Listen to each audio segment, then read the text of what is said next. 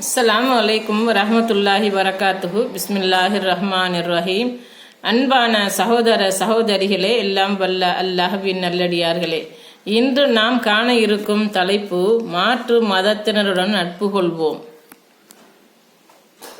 உங்களில் ஒருவர் ஒரு தீமையை கண்டால் அவர் அதை தமது கரத்தால் தடுக்கட்டும், முடியாவிட்டால் தமது நாவால் தடுக்கட்டும், அதுவும் முடியாவிட்டால் தமது உள்ளத்தால் வெறுத்து ஒதுக்கட்டும். இந்த நிலையானது இறை நம்பிக்கையின் பலவீனமான நிலையாகும் என்று அல்லாஹ்வின் தூதர் ஸல்லல்லாஹு அலைஹி வஸல்லம் அவர்கள் கூற நான் கேட்டுள்ளேன். அறிவிப்பவர் அபு சயீதுல் குத்ரி ரலியல்லாஹு அன்ஹு, முஸ்லிம் 78.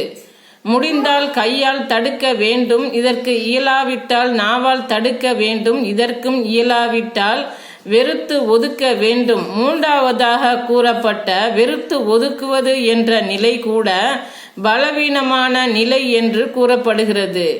மார்க்கத்திற்கு புறம்பான சபைகளை வெறுப்பதென்றால் அதில் நாம் பங்கெடுக்காமல் இருப்பதாகும்.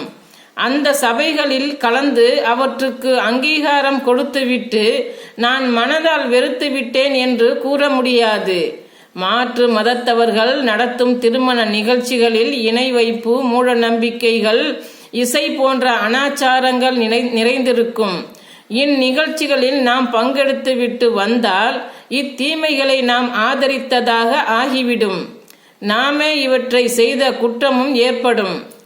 மாற்றார்களின் திருமணத்தில் பங்கெடுக்க கூடாது என்றாலும் திருமணத்திற்கு முன்போ அல்லது பின்போ தீமைகள் அரங்கேறாத போது மணமக்களை பார்த்துவிட்டு வந்தால் அது மார்க்கத்தில் தவறல்ல.